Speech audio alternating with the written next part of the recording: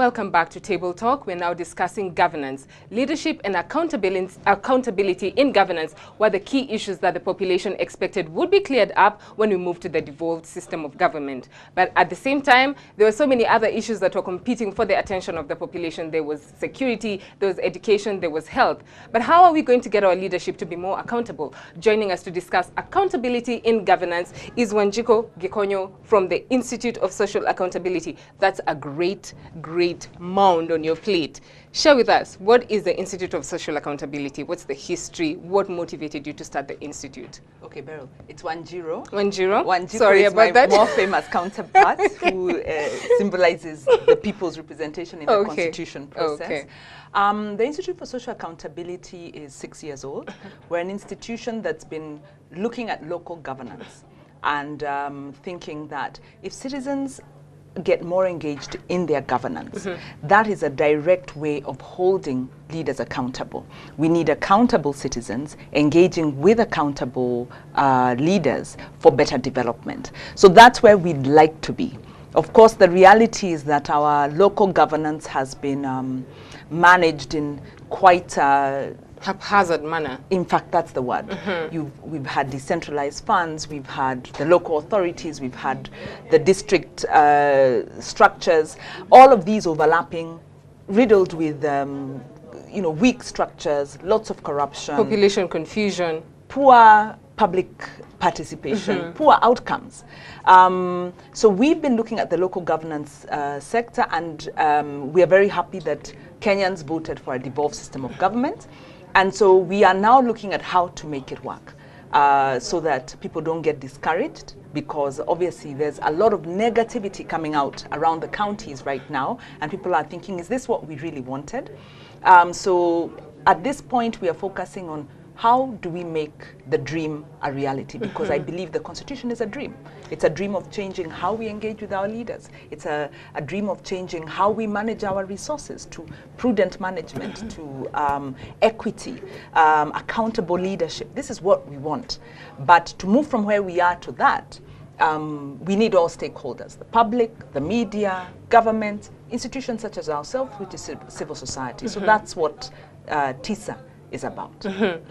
Are we wrong to have the negativity hovering over us when it comes to the devolved system of governance? Are we wrong? Because we are 1 year and some months in, and we expected so much. A lot is falling through the cracks. What is happening?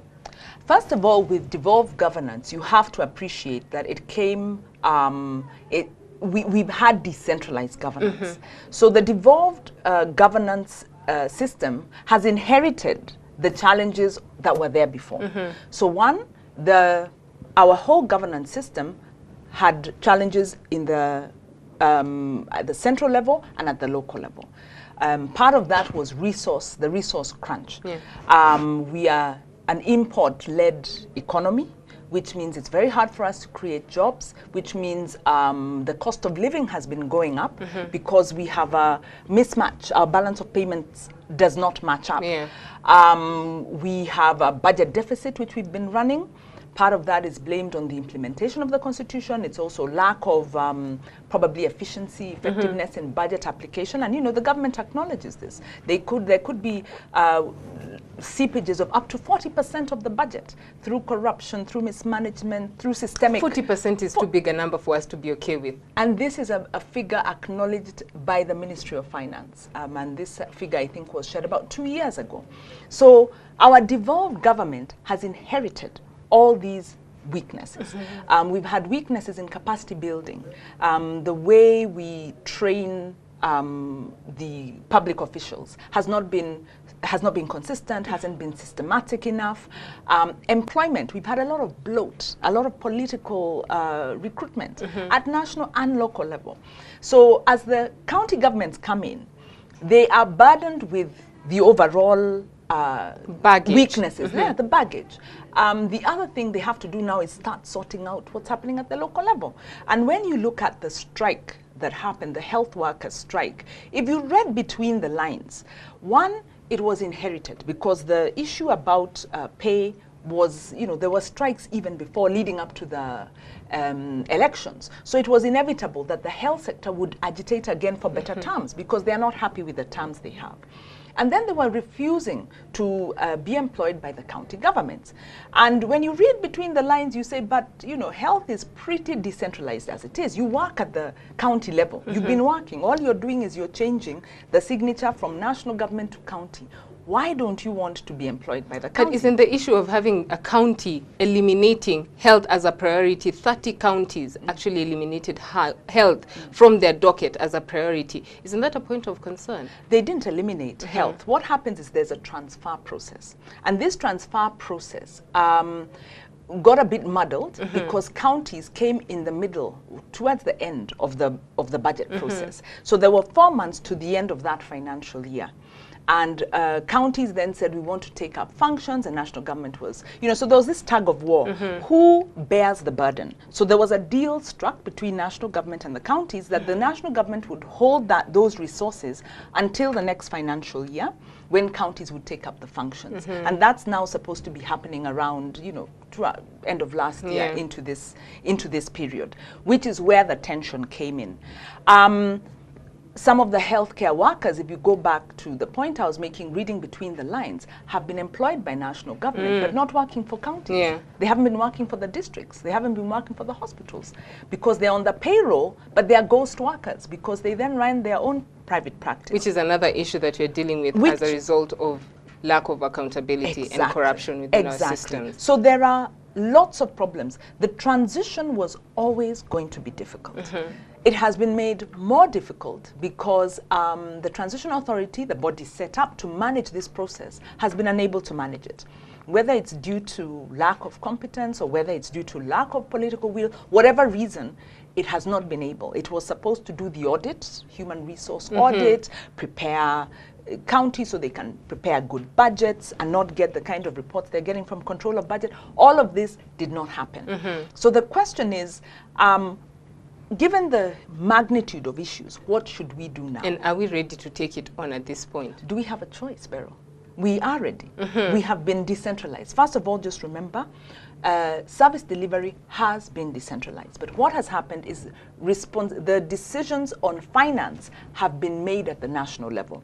The delivery has been at the district level and below. So all we did is now transfer the responsibility of the finance making and also the political responsibility to the county governments. It was never going to be easy in Kenya. I think we do things in a dramatic way. It's more difficult than it should have been because now the Senate is fighting with the Council of Governors, which is a situation that's really And why unacceptable. is it that becomes the leading story in most media houses?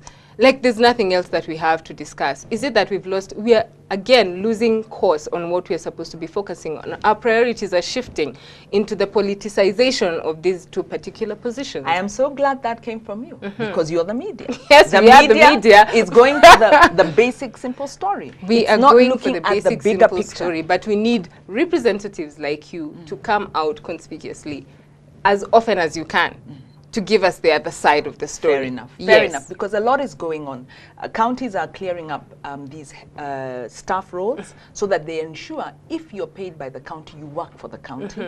They're in the process of setting up their systems. There's a very strong financial system that's been put in place. And that's why you find the counties will keep falling foul of the control of budget because the standards are pretty high. And so they're trying to climb to get to that standard, and I believe they will. I think you'll see much better reports for the next quarter and the quarter after that as they really build capacity. But there are huge problems to be sorted out, and I believe part of the efforts that we are putting in is to push for strong intergovernmental mechanisms to be put in place. Especially there's a committee that needs to be put in place, and it needs to be well structured, well staffed, well recruited, and then also trying to get a dialogue around the right issues between the Senate and the Council, because there are issues falling between the cracks because of the politics.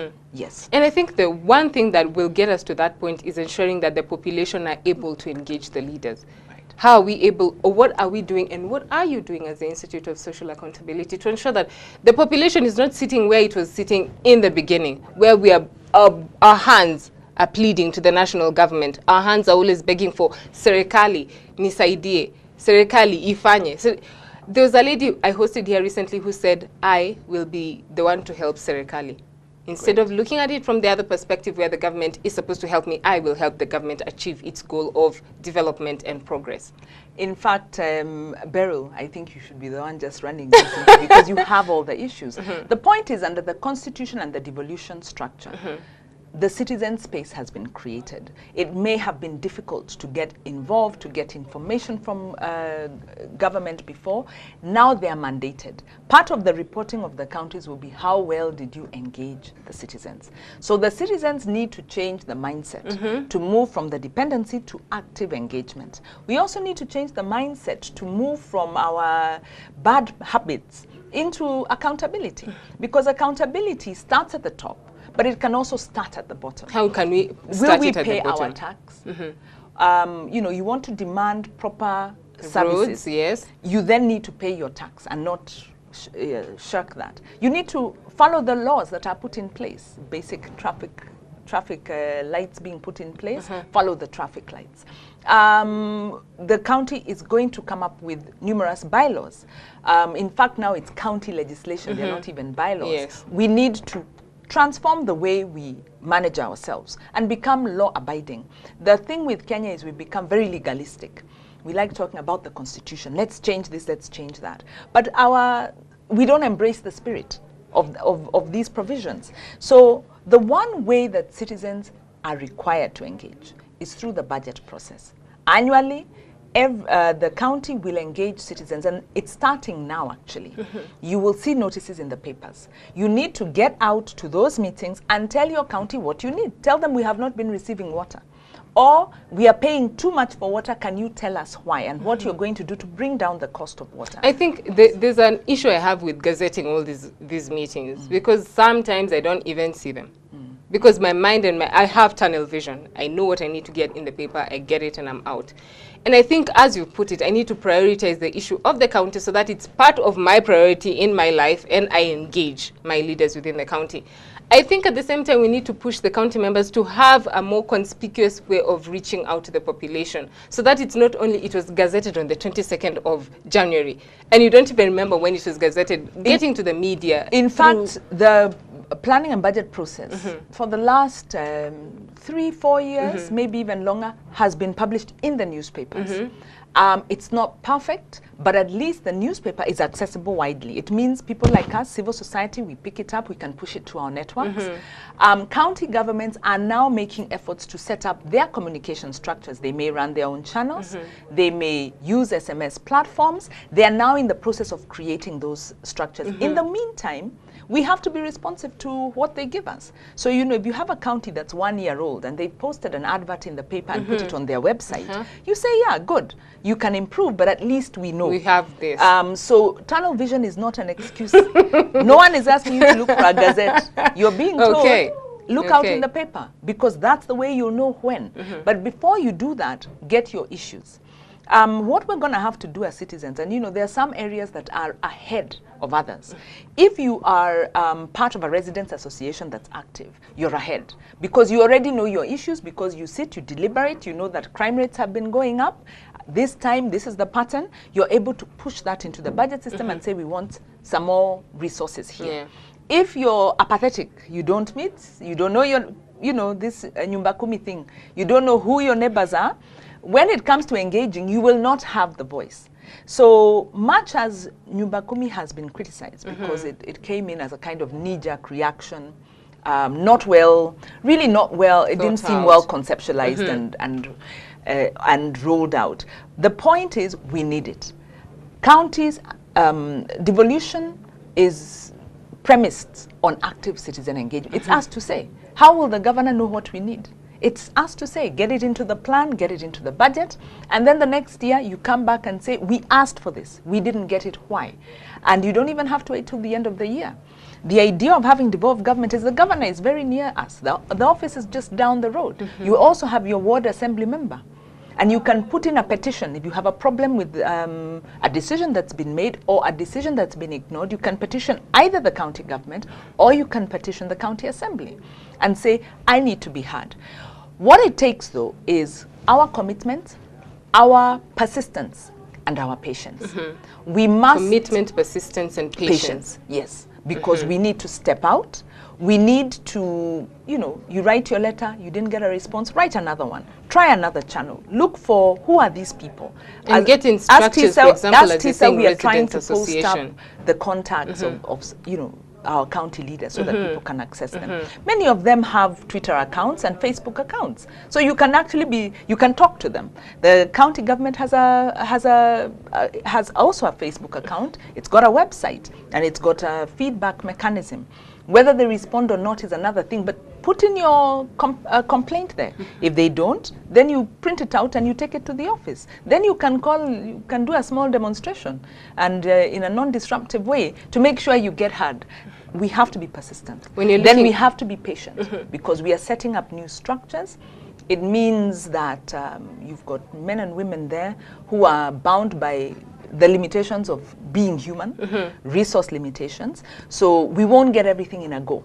But if we are apathetic and too relaxed, we won't get anything. And we will have bad practices really taking over the county government because there is a risk with devolution that corruption cartels will really just regroup around the county.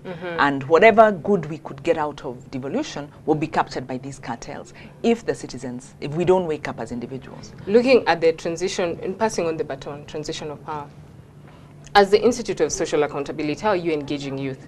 Because they are the next generation.